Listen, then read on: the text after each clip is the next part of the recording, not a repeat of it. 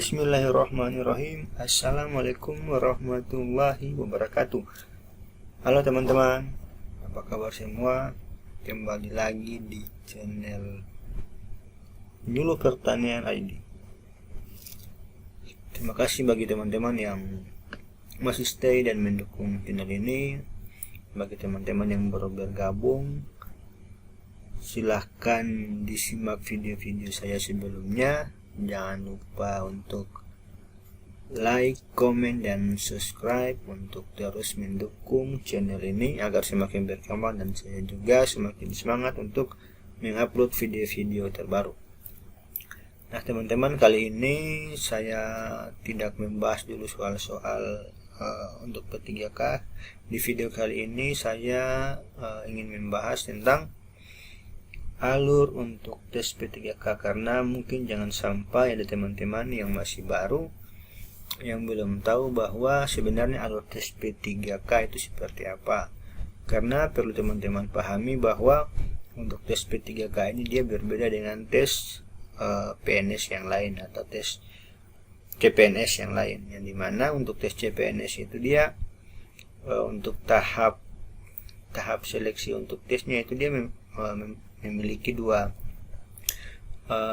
cara, yaitu untuk tes pertama untuk tes seleksi kompetensi dasar dan seleksi kompetensi bidang. Nah untuk tes P3K sendiri dia tidak menggunakan seleksi kompetensi dasar atau kemampuan dasar. Nah dia ini bisa dibilang langsung di seleksi kompetensi bidang, karena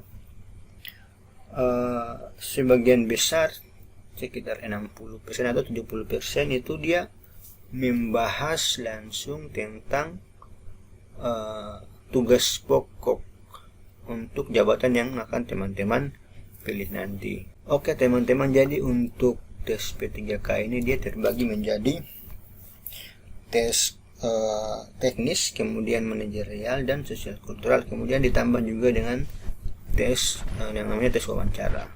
Oke. Untuk lebih jelasnya kita lanjut saja di slide berikutnya. Silahkan disimak teman-teman. Nah ini dia. Jadi ini teman-teman data yang saya ambil, mohon maaf ini masih dari tahun 2021 karena untuk petunjuk teknis di tahun 2022 masih belum keluar. Jadi sebagai patokan di sini saya masih menggunakan di tahun 2021, tetapi kemungkinan besar data ini juga masih berlaku nanti untuk tahun 2022 yang akan datang ini. Nah teman-teman, jadi jika teman-teman lihat di sini untuk tes P3K itu dia ada yang namanya kompetensi teknis, kompetensi manajerial, dan kompetensi struktural. Jadi teman-teman, yang selama ini teman-teman pelajari dari soal-soal yang telah saya berikan itu adalah soal-soal yang masuk di dalam tes bagian ini, kompetensi teknis.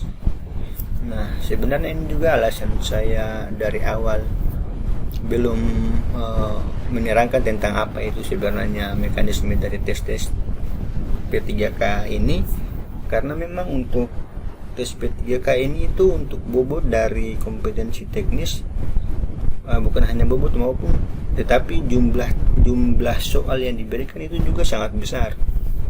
Makanya saya tekankan juga kepada teman-teman bahwa kemampuan dan pengetahuan untuk kompetensi teknis ini sangat diharapkan karena dia memiliki bobot yang cukup besar. Jadi teman-teman, untuk tes kompetensi teknis ini dia itu berkaitan dengan tugas pokok atau fungsi dari jabatan yang akan teman-teman pilih, karena teman-teman di sini adalah calon peserta untuk jabatan penyuluh pertanian. Jadi teman-teman perbanyak belajar tentang soal-soal yang berkaitan dengan tugas pokok jabatan fungsional penyuluh pertanian.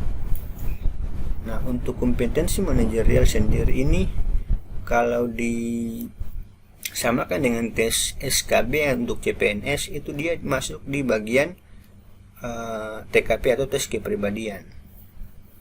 Jadi dia itu lebih banyak berbicara tentang pengetahuan, keterampilan, kemudian perilaku.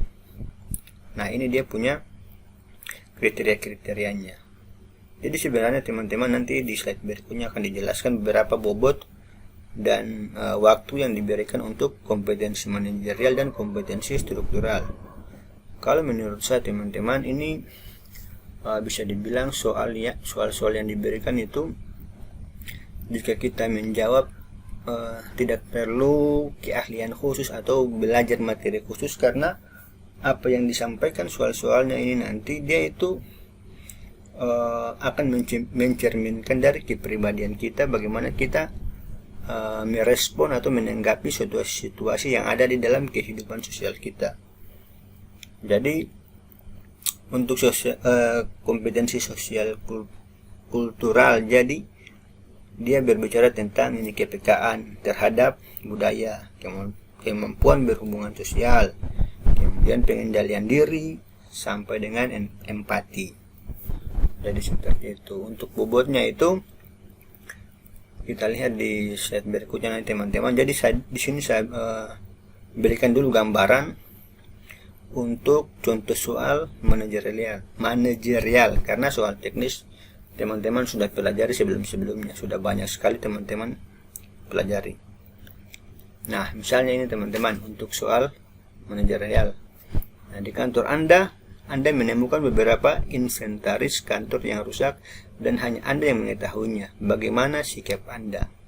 Jadi teman-teman bisa perhatikan bahwa soal-soal yang diberikan itu hanya soal-soal yang berupa kejadian-kejadian di lapangan, di lingkungan sosial ataupun di lingkungan kerja teman-teman sendiri.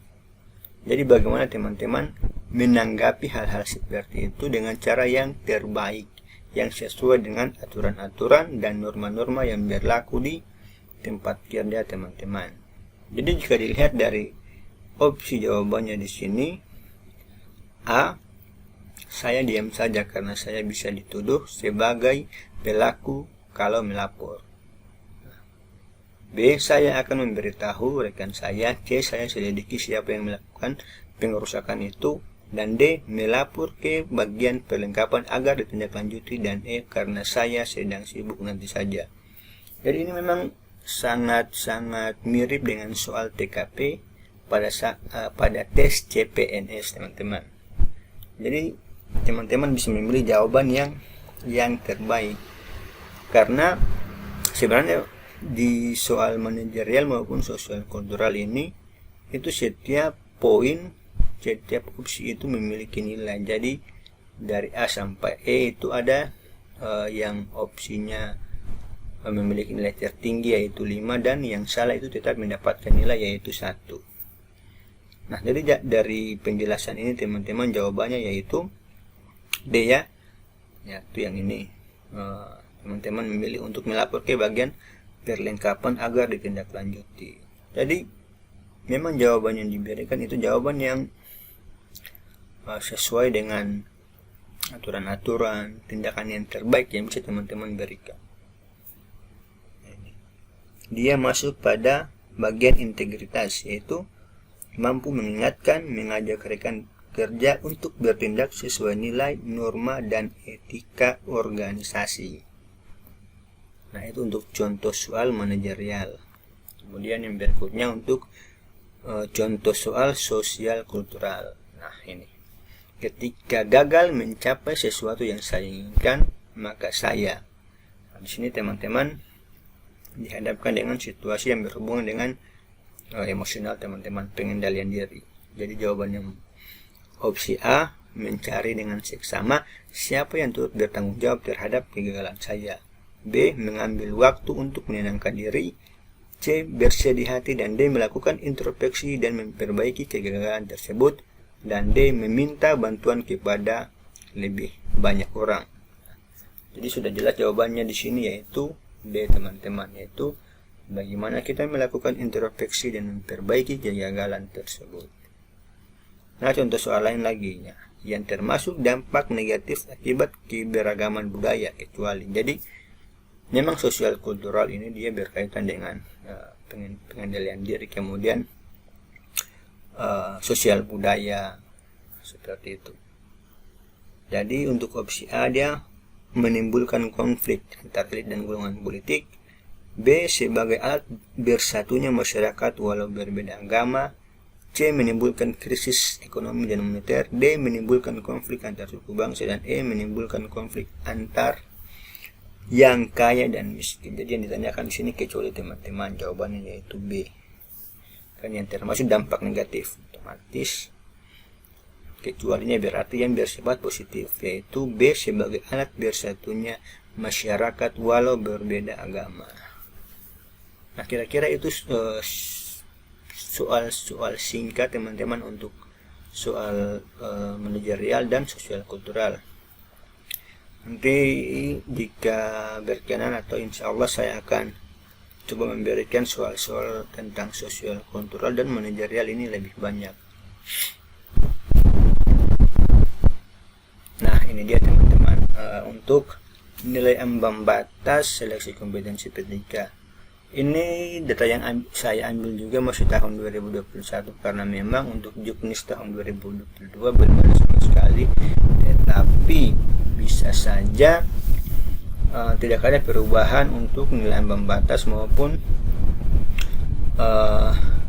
opsi-opsi yang lainnya yang berhubungan dengan tes P3K yang akan dimunculkan di tahun ini.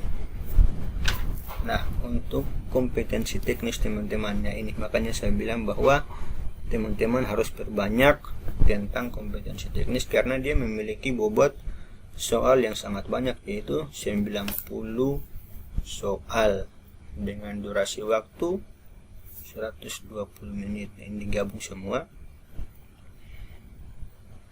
Nah, teman-teman bisa perhatikan untuk manajerial ini cukup sedikit teman-teman, cuma 25.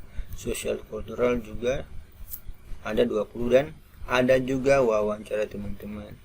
Jadi setelah saya diskusi dengan beberapa teman-teman yang telah mengikuti tes P3K tahun kemarin, itu untuk sesi wawancara itu dia paling awal. Jadi sebelum mereka melakukan tes teknis manajerial dan sosial kultural itu mereka wawancara dulu. Tapi tidak menutup kemungkinan untuk tahun 2022 ini entah wawancaranya di awal atau wawancaranya nanti di bagian terakhir.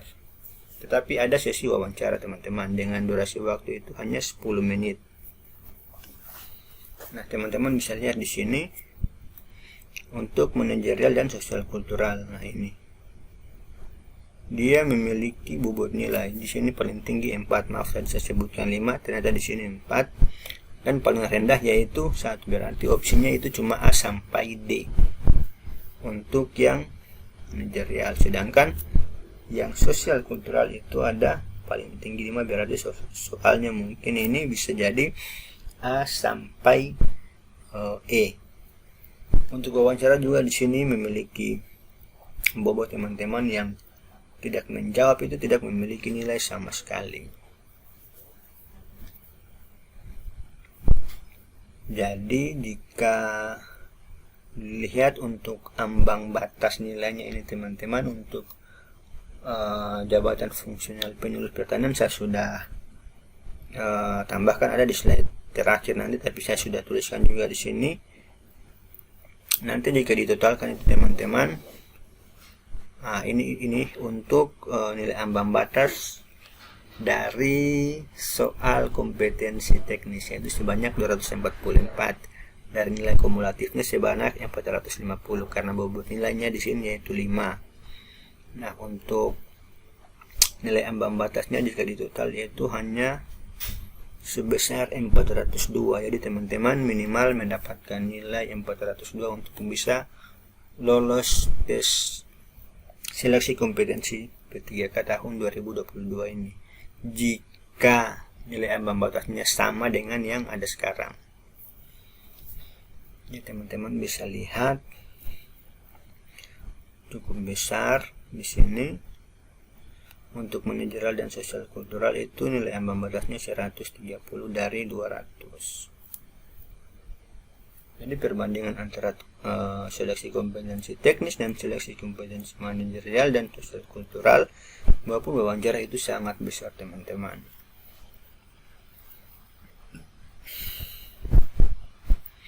Untuk waktu yang diberikan juga ini untuk teknis manajerial dan sosial kultural itu 120 menit atau 2 jam.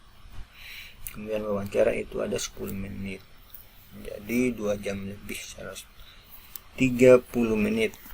Dengan total jumlah soal itu ada 145. Maksimal nilai kumulatifnya itu 690. Ya, teman-teman bisa dipikirkan lagi, membuat lagi persiapan yang lebih baik.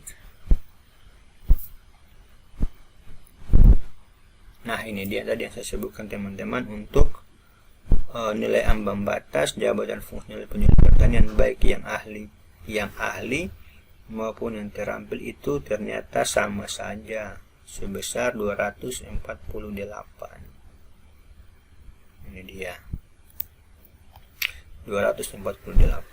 Jadi teman-teman harus memang cukup bekerja keras untuk nilai dari seleksi kompetensi yang bagian teknis, karena memang bobotnya yang cukup besar. Tapi memang semuanya harus seimbang teman-teman, antara kompetensi teknis, manajerial, dan sosial kultural. Semua harus mempunyai target minimal, yaitu 248, 130, dan 24. Ditotalkan nanti dapatnya 42.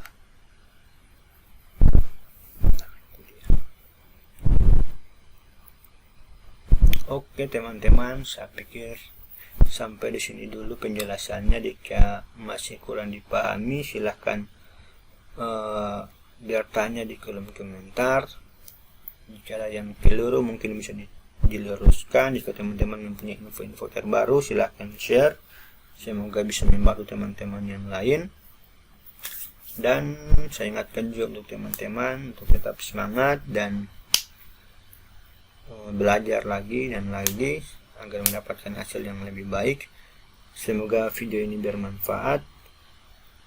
Kurang dan lebihnya saya mohon maaf. Jangan lupa like, komen, dan subscribe agar channel ini semakin berkembang.